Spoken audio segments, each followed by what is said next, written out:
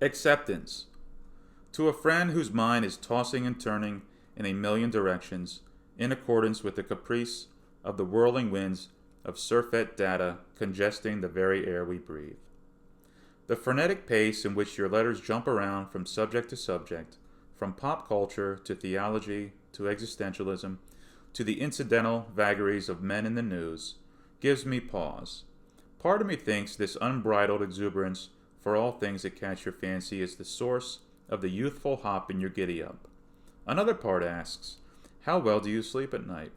I ask this because the interstitial message I'm reading is of a man torn every which way by the superabundance of information disseminated willy-nilly by the media.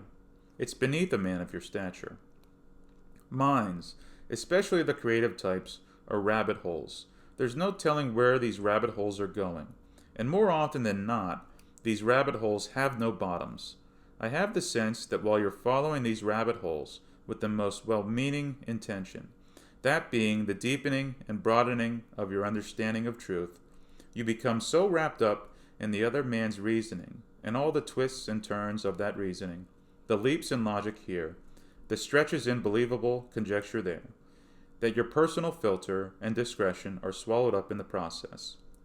It's like a ship on the ocean, spotting and following every frothing, passing wave. You've been at this game your whole life.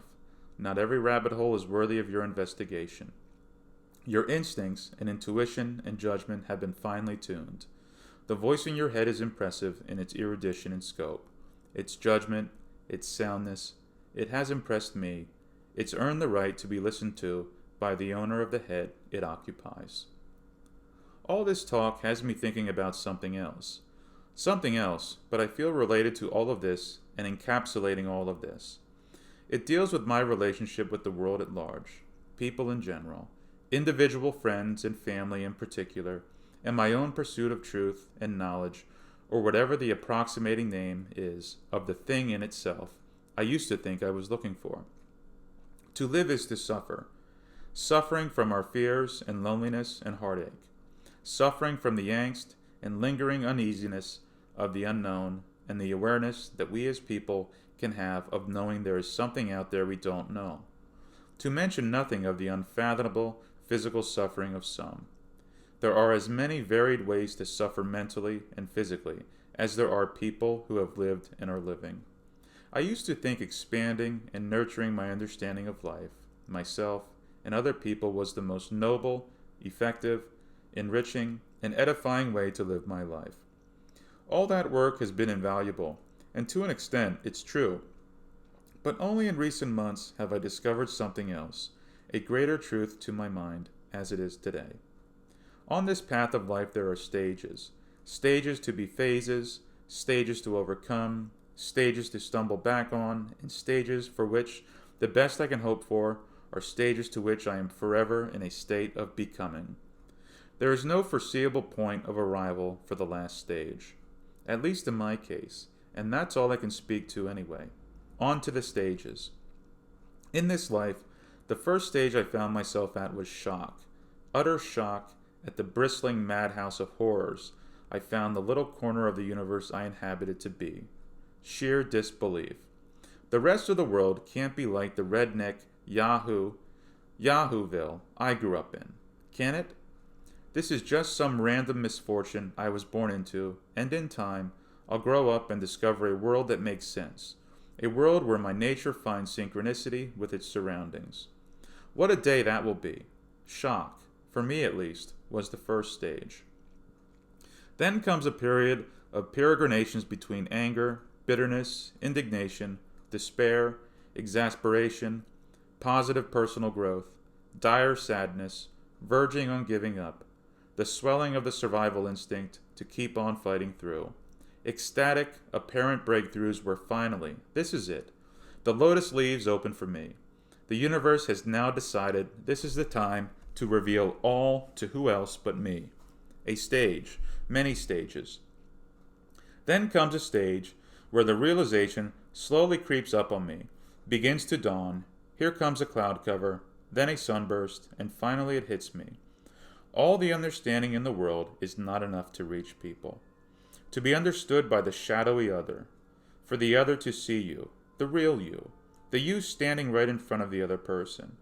All the work devoted to personal development, none of it matters when it comes to being understood. Only on the rarest occasions is understanding a two-way street.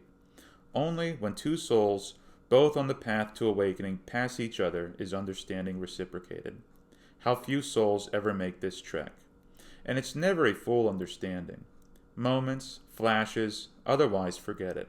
Completely forget it. You'll get absolutely nowhere with the average person. And it's no one's fault. This knowledge, too, is invaluable. Now to the stage I'm at presently. This is a stage to my present thinking, one of forever becoming. Acceptance. All of life is in flux. Cosmic equilibrium is a dream. Life is conflict. Life is change.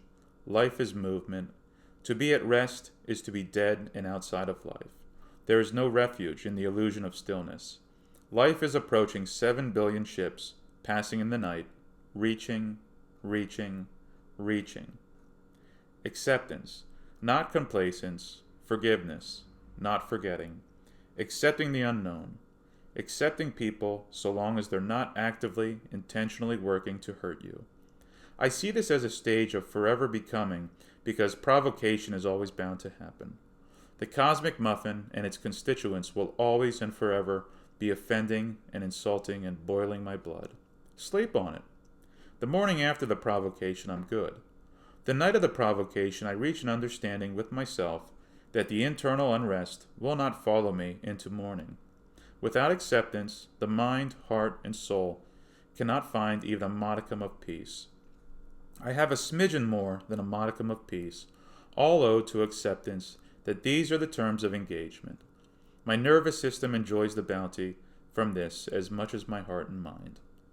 On a lighter note, Maui is the crown jewel of the Pacific. Not a bad view anywhere.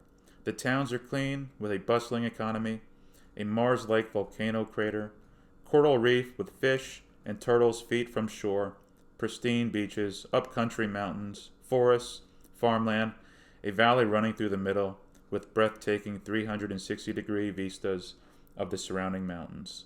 What beauty! Over and under. April 2015.